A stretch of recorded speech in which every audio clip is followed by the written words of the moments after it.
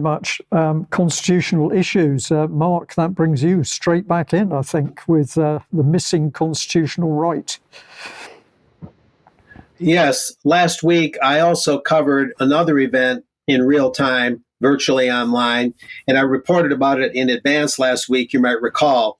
The missing constitutional right at the Brennan Center for Justice at New York University in its Washington, D.C. branch.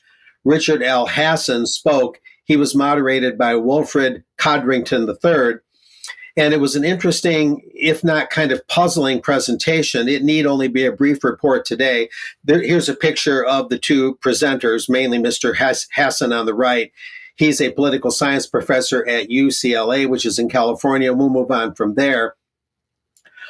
He had this to say, and he's talking about the U.S. system, of course. We have this highly decentralized election system. I'm advocating for a movement to assure voting rights. Democracy isn't going to protect itself. Anyway, he has a book out. He wants to enshrine voting rights in the national constitution of the United States. There are a number of problems with that. I believe we have another quote from him, if I'm not mistaken. Not sure we do, actually. Perhaps not. Yeah. Anyway, I'll just add this. He went into this whole spiel about how we need to have voting rights enshrined in the Constitution, and he's kind of impatient with the decentralized manner of the U.S. election system. But he overlooked the fact, very important things. He believed, for instance, the 17th Amendment to the Constitution was a good thing. What that did was provide in the year 1913, that's the change. When the change was made, the 17th Amendment was adopted, and it provided for the direct election of U.S. senators. But what Mr. Hassan failed to talk about was that the U.S. Constitution was set up so the individual states would appoint U.S. senators, so state rights and state input would have higher standing in the constitutional order. The popular election of U.S. senators has actually been largely a very bad thing.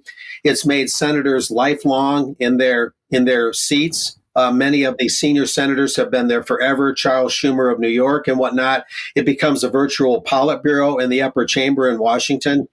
And Senate races, which are statewide for U.S. Senate, have become extremely expensive, a lot of influence peddling.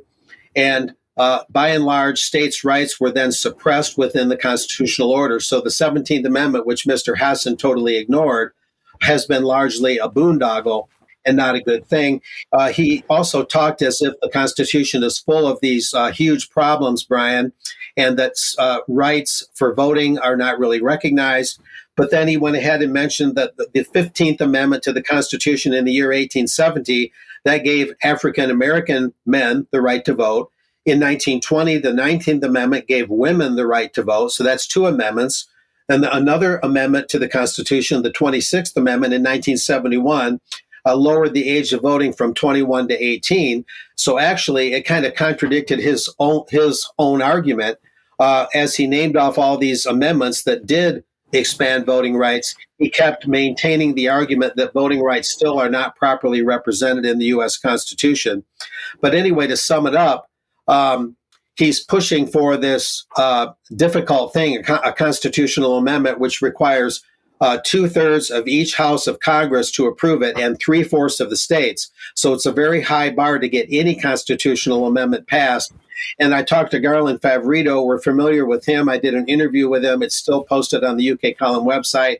He's from the Georgia group, Voters Organized for Trusted Election Results in Georgia. And I asked him his opinion, and he believes that this is just a serpentine way of trying to nationalize or federalize elections in the United States. In other words, centralize the process more.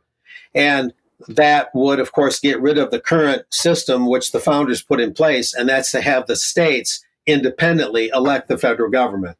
So this is what's being seen behind the scenes, according to Mr. Favorito of that Voter GA group. There'll be more down the road. This one has some shelf life, but I followed through and found this guy's arguments to be rather weak. So back to you, Brian. Okay, thank you very much for that, Mark. Well, let's just end quickly, if we may, Alex, on the subject of wind farms in France. Yes, Stop These Things is the blog that